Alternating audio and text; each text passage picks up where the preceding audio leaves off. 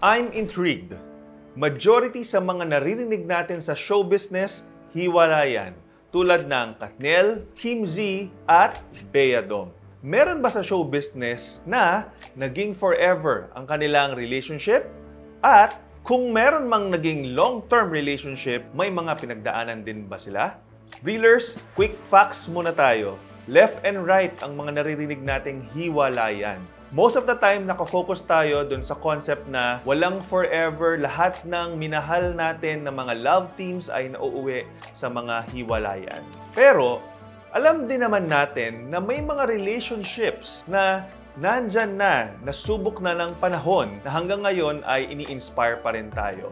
Isa-isahin natin ang mga pamilyang ito at ang recommendation natin dito sa Transform ay it's about time that we focus sa mga mas inspiring families over sa mga hiwalayan. That way, madala din naman natin yung positive energy that they have in their family to our own home. Unahin natin ang may pinakamaikling relationship pero masasabi pa rin nating thriving ang Dongyan. Si Marian at si Dingdong Dantes.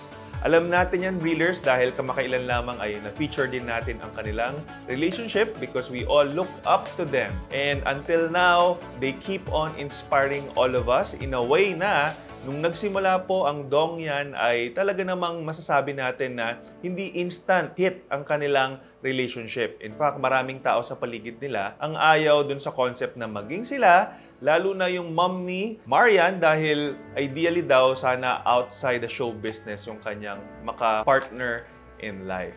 And at the same time, galing din naman si Marian sa broken family and yet they're turning 10 this year. And so, they keep on inspiring us. Napakaraming projects ng mag-asawa na ito at lahat tayo nakatutok sa kanilang pamilya, lalo na nga at popular din naman ang kanilang mga anak na si Zia at si Sixto. Ano nga ba ang sikretong masasabi natin kung bakit hanggang ngayon ay masasabi nilang my forever? Both Marian and Dingdong are decided to have a family. Not just an ordinary family, but a family centered in the teachings and likings of God. Masasabi din natin, Reelers, na itong pamilyang ito ay sadyang pinapangalagaan talaga nila kung anong meron sila. It's as if parang perfect yung kanilang pamilya, but just the same, we get to see that both Dingdong and Marian are really growing. We've seen them mature. Kasi in the past, we know kung sino yung pagiging maldita ni Marian, si Dingdong na para kay Marian at some point ay parang masyadong maangas or mayabang bilang artista.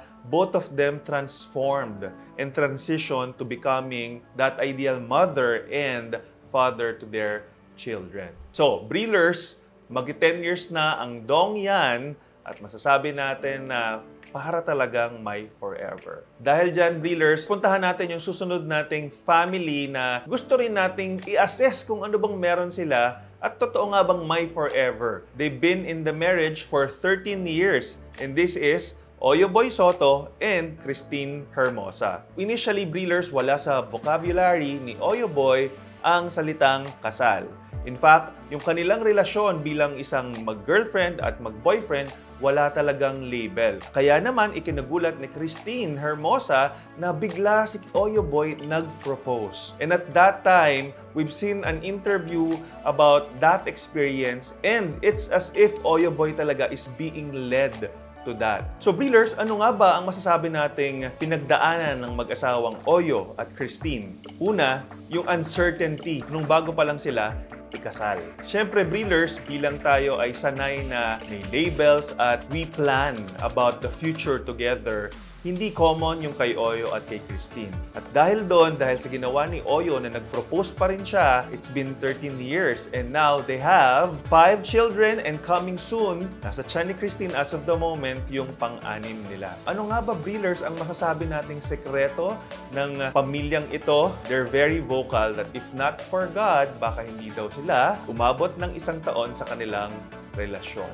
As of this time, both Oyo and Christine are private citizens. We don't see them often in the showbiz. But the thing is, they're growing their family and we could see how inspiring this relationship is. Next, Breelers, from 13 years, let's go to 16 years in marriage. And they are Cheska Garcia and Dog Kramer. 16 years in the marriage. Alam niyo po, hindi porket 16 years ay sobrang easy at ganda ng kanilang relasyon. Nakikita natin very active sa social media ang pamilyang ito.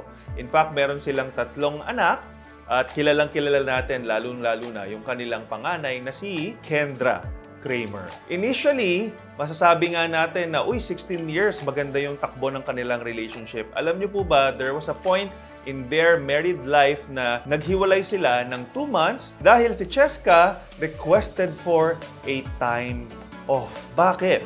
Well, hindi na i-share ang detalye ng dahilan kung bakit naghihingi siya ng time off, pero the bottom line there is, after 2 months, Cheska realized na she still wants their family intact. And you know what, Breelers? That's really common for a lot of people. Most of the time kasi, syempre, when we get into that vow in a marriage, hindi naman natin masasabi na everything will be smooth and perfect. Definitely not. But the thing is, with Cheska and Dog, alam nyo, sila ay normal na tao din. And at some point, tulad nga ni Cheska, you really have to wonder and assess kung masaya ka ba sa relasyon na to, nagagawa mo ba yung purpose mo, are you being authentic or true to yourself? All these things matters. And I should say na I am happy na dumaan ang mag-asawang ito sa aspeto ng buhay nila dahil, well, again, as of this time, they are in a 16-year relationship and the relationship of the family is stronger. They are also very vocal about their family secret, and that is putting God in the center of the relationship. Very particular nga, sinasabi openly ni Cheska na si Dog ang nanghihila sa kanya para mas mapaganda pa ang relationship niya kay God. So, Breelers, as of this time, we've covered ang Dongyan ay 10 years in a relationship this December. Si Oyo at si Christine ay in a 13-year relationship. And then, si Cheska and si Dog is on their 16th year being together with the family. In fact, pupuntahan natin yung pinakamatagal, almost double nung 16 Breelers. And this is Maricel Lacsa and Anthony Panghilinan. Kung hindi nyo po sila kilala, wala pong Donnie Panghilinan sa ngayon kung hindi dahil sa mag-asawang ito. Their relationship, being together as a family for 30 years. Narinig nyo po yan, 30 years. So what does that mean, Breelers? My forever. Posible talaga. Pero alam nyo rin po na based sa mga interviews nilang mag-asawa, there was a time, lalo na nung bago pa lang sila ikasal, na itong si Maricel ay trying to be the perfect girl for Anthony Panghilinan.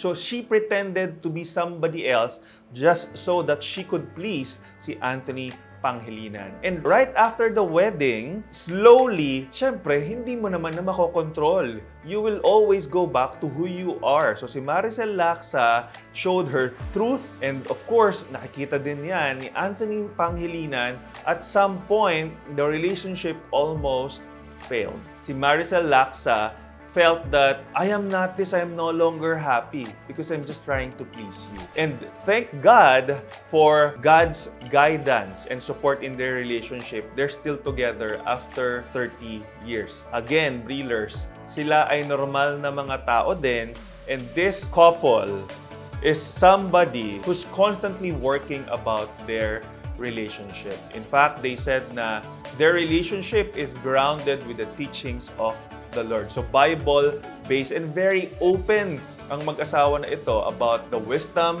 that they are constantly sharing to the netizens. And so, Breelers, 4 na pamilya mula sa show business. Kung babalikan natin ang Katniel, Team Z, isama na natin si Sara Labati at si Richard Gutierrez, and lately si Bea at si Dominic Roque. Breelers, ito ay maiingay lang sa ngayon at it seems like there's no such thing as good or forever relationship sa show business. But then again, mas marami po ang mga nagsasucceed din ng mga relationships sa show business. It's really just a matter of focusing your attention to either breakups or successful relationships. Choices po natin yan. Sa ating society ay nakatutok lang tayo most of the time sa mga hindi magandang nangyayari. But Billers, I would like to keep reminding you na kung ano yung ini-expose mo na balita, na updates, kung hiwalayan yan, yung energy niyan, you will bring that to your personal lives. But should you focus on the developments about wonderful relationships in the likes of Marian and Ding Dong, Oyo Boy and Christine, Cheska and Dog, at si Maricel at si Anthony. Imagine, Breeders, there's so much in their family lives that we could learn from. And so, Breeders, let's all be real. Hindi natin gusto yung laging mga naghihiwalayan. Mas gusto natin yung pamilyang mag-i-inspire sa atin nang sa ganon ay makapareha din natin ang kanilang kapalaran.